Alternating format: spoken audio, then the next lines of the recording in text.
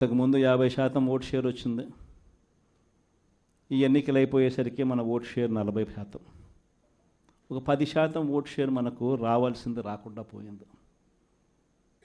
కారణం ఆ రోజు కేవలం మీ జగన్ అబద్ధాలు చెప్పలేకపోయాడు, అదొక్కటే కారణం.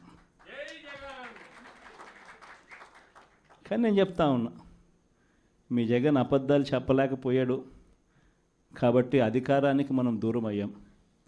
కానీ అధికారానికి దూరం అయినా కూడా మీ జగన్ మీ గుండెల్లోనూ మీ మనసుల్లోనూ లీడర్ అంటే ఇలా ఉండాలి అని చెప్పి మాత్రం ముద్ర వేయగలిగారు.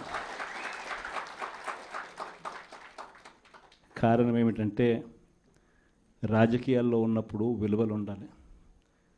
రాజకీయాల్లో ఉన్నప్పుడు విశ్వసనీయత అన్న పదానికి అర్థం తెలియాలి.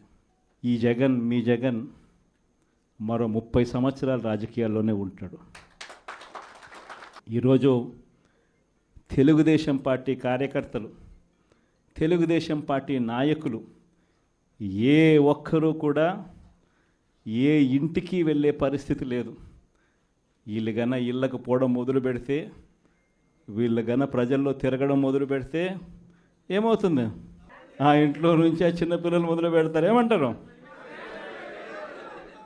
నా 15,000 ఏమైంది, నా 15,000 ఏమైంది, నా 15,000 ఏమైందని. ఆ ఇంటికి వెళ్ళినప్పుడు ఆ ఇంట్లో ఆ చిన్నపిల్లల తల్లులు, ఆ పిన్నమ్మలు అడుగుతారు, ఏమని? నా 18,000 ఏమైంది, నా 18,000 ఏమైంది, నా 18,000 ఏమైందని.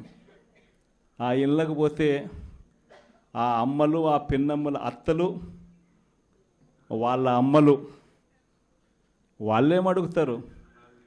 మాకు 50 ఏళ్ళ వయసు వచ్చింది, మాకు 50 ఏళ్ళ వయసు వస్తూనే మీరేమన్నారు? మా 48,000 ఏమైంది, మా 48,000 ఏమైంది, మా 48,000 ఏమైంది అని అడుగుతారు.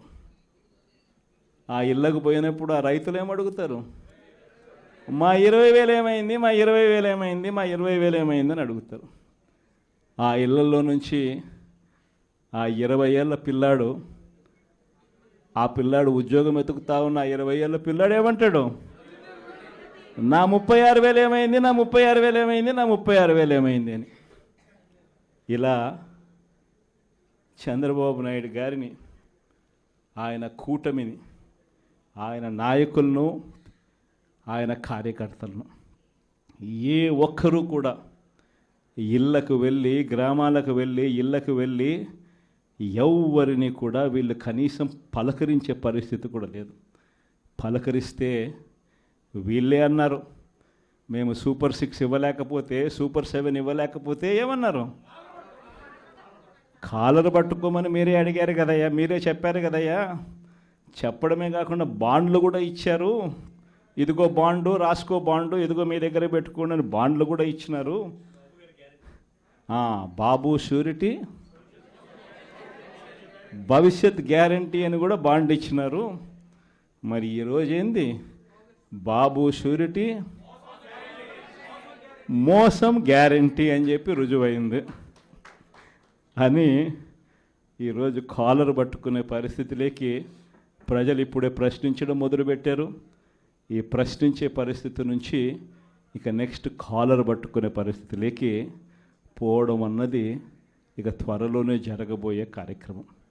నేను ఇవాళ మీ అందరికీ కూడా ఈ విషయాలన్నీ ఎందుకు చెప్తున్నానంటే, అన్ని రకాలుగా ఈ ప్రభుత్వం ఫెయిల్ అయిపోయింది. ఈరోజు ఈ ప్రభుత్వంలో జరుగుతూ ఉన్నది ఏమిటి అని అంటే, స్కాములు తప్ప ఇంకా ఏమీ జరగడంలో. ఈరోజు రాష్ట్రంలో ఒక ముఖ్యమంత్రిగా ఒక పాలన సాగించేటప్పుడు, ఒక పార్టీ అధికారంలో ఉండి పాలన సాగించేటప్పుడు ప్రతి పార్టీకి కానీ, లేకపోతే ప్రతి ముఖ్యమంత్రికి కానీ, ఆ ప్రతి నాయకుడికి కానీ, ఆ పార్టీకి సంబంధించిన ప్రతి నాయకుడికి కానీ ఏమనిపించాలి? అదిగో మా నాయకుడు, కాలర్ ఎగరేసుకొని చెప్తున్నాం, తన పలానావాడు మా నాయకుడు అని చెప్పుకునే పరిస్థితి ఉండాలని ప్రతి నాయకుడు అనుకుంటాడు. ఈరోజు పరిస్థితి ఏమిటి? ఎందుకు వీళ్ళంతా అధికారంలో ఉన్నారు అని అంటే వీళ్ళకే తెలియదు ఎందుకు అధికారంలో ఉన్నారని. ఒకే ఒక కారణం వీళ్ళంతా అధికారంలో ఉండడానికి, అది దోచుకోవడం, దోచుకున్నది పంచుకొని తినుకోవడం. ఇది తప్ప ఇంకేమైనా కనిపిస్తూ ఉందా? ఈరోజు లిక్కర్ స్కామ్, మద్యం స్కామ్, ఇసుక స్కామ్, ఈరోజు నియోజకవర్గంలో ఏమి జరగాలన్నా, మైనింగ్ జరగాలన్నా, నియోజకవర్గంలో ఫ్యాక్టరీ నడపాలన్నా, ఈరోజు ఏది జరగాలన్నా ఎమ్మెల్యేకి ఆయనకింత ఇవ్వాలా, ఎమ్మెల్యే చంద్రబాబు నాయుడు గారికి ఇంత ఇవ్వాలా.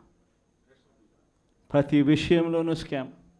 నియోజకవర్గంలో యథేచ్ఛగా మన కళ్ళ ముందటనే పేకాట క్లబ్బులు జరుగుతూ ఉన్నాయి. యథేచ్ఛగా ఇవన్నీ జరుగుతూ ఉన్నాయి మన కళ్ళ ఎదుట. ప్రశ్నించే స్వరం ఎవరైనా ప్రశ్నిస్తారేమో అని, ప్రశ్నించకూడదు అని ఏకంగా చిన్నపిల్లలను కూడా చూడుకోకుండా వాళ్ళందరినీ సోషల్ మీడియా కింద 111 సెక్షన్ పెట్టి, అంటే ఆర్గనైజ్డ్ క్రైమ్ అంట. సోషల్ మీడియాలలో నువ్వు చేసే తప్పును ప్రశ్నిస్తే ఎందుకయ్యా సూపర్ 6 ఇవ్వడం లేదు, ఎందుకయ్యా సూపర్ 7 ఇవ్వడం లేదు అని చెప్పి ప్రశ్నిస్తే ఆర్గనైజ్డ్ క్రైమ్ అట. టెర్రరిస్టులకు పెట్టే క్రైమ్ ఆర్గనైజ్డ్ క్రైమ్ అని పోస్టింగ్ను పెట్టిన వాళ్ళను, చిన్నపిల్లలను కూడా చూడుకోకుండా వాళ్ళందరినీ జైళ్ళలో పెట్టి 40 రోజులు, 30 రోజులు, 50 రోజులు రకరకాల స్టేషన్ల చుట్టూ తిప్పి, రకరకాల జిల్లాలన్నీ తిప్పి వాళ్ళందరినీ కూడా ఇబ్బందులు పాలు చేసే కార్యక్రమం జరుగుతూ ఉంది. కానీ ఒకటి చంద్రబాబు నాయుడు మర్చిపోతూ ఉన్నాడు. ఎప్పుడైనా కూడా మంచి పేరు తెచ్చుకొని ప్రజల్లో పాలన సాగిస్తే ప్రజలు మళ్ళీ ఎన్నుకుంటారు. కానీ ఈ మాదిరిగా పదవిని దుర్వినియోగం చేసి ఈ మాదిరిగా చేయడం మొదలు పెడితే ఇదే చంద్రబాబు నాయుడు గారికి వైఎస్ఆర్ కాంగ్రెస్ పార్టీకి చెందిన ప్రతి కార్యకర్త తరపున చెప్తా ఉన్నా, నెక్స్ట్ వచ్చేది వైఎస్ఆర్సీపీ 2, జగన్ 2 పాలన వస్తుంది. ఎవడెవడైతే ఈ మాదిరిగా చేశాడో ఎవడిని వదిలిపెట్టమని చెప్పి సందర్భంగా కూడా ఖచ్చితంగా చెప్తాను. వీళ్ళందరినీ కూడా చట్టం ముందర గట్టిగా నిలబెడతాం. ఆ కోవిడ్ వచ్చేసరికి ఆ తర్వాత 2.5 సంవత్సరం కోవిడ్కి సంబంధించిన పరిస్థితుల మధ్యనే మనమంతా కూడా బ్రతికాం. అందుకే పాలనలో ప్రతి అడుగు, ప్రతి నిమిషం, ప్రతి విషయం ఆ కోవిడ్ సమస్యలను ప్రజలకు ఎలా తోడుగా ఉండాలి అనే విధంగానే ప్రతి అడుగు పడుతూ వచ్చింది. కాబట్టి కార్యకర్తలకు బహుశా చేయగలిగినంత నేను చేయలేకపోయాను అని చెప్పి సందర్భంగా ఖచ్చితంగా ఒప్పుకోవాల్సింది. కానీ ఈసారి మాత్రం జగన్ 2లో ప్రతి కార్యకర్తకు అండగా తోడుగా ఖచ్చితంగా ఉంటాను అని కూడా ఈ సందర్భంగా చెప్తాను. ఈసారి జగన్ 2లో ప్రజలకు తోడుగా ఉంటూనే మరోవైపున కార్యకర్తలకు కూడా అండగా, వాళ్ళ ఇంటికి పెద్దన్నగా, వాళ్ళకు తోడుగా ఖచ్చితంగా ఉంటానని సందర్భంగా ఖచ్చితంగా చెప్తాను. వీళ్ళు దిక్కుమాలిన పాలనలో ఏ మాదిరిగా పాలన చేస్తూ ఉన్నారో కూడా మనమంతా చూసాం. మన తిరుపతి మీ అందరికీ కనిపించుంటుంది. నిజంగా ఈ ఒక్కొక్క కార్పొరేషన్లో వీళ్ళకున్న బలం ఎంత అని చెప్పి చూస్తే, తిరుపతి కార్పొరేషన్లో 49 ఉంటే 48 వైఎస్ఆర్సీపీ గెలిచింది. తెలుగుదేశం పార్టీ 1. ఆ 1 గెలిచిన చోట డిప్యూటీ మేయర్ వాళ్ళ మనిషి అని చెప్పి వాళ్ళు చాలా ఏదో గొప్ప కార్యము, ఘనకార్యము చేసినట్టుగా వాళ్ళు చెప్పుకుంటా ఉన్నారు. వైఎస్ఆర్సీపీ కార్పొరేటర్లు ప్రయాణం చేస్తూ ఉన్న బస్సును పోలీసుల ద్వారా వీళ్ళే అడ్డుకుంటారు. పోలీసుల ఆధ్వర్యంలో వీళ్ళే దాంట్లో ఉన్న కార్పొరేటర్లను కిడ్నాప్ చేస్తారు. మళ్ళీ వీళ్ళే ఎన్నికల్లో మేమే గెలిచాము అని చెప్పి డిప్యూటీ మేయర్లుగా మావాడే గెలిచాడు అని చెప్పుకునే కార్యక్రమం. ఆ కార్పొరేటర్లు పాపం వచ్చిన తర్వాత వాళ్ళు చెప్పిన గాథలు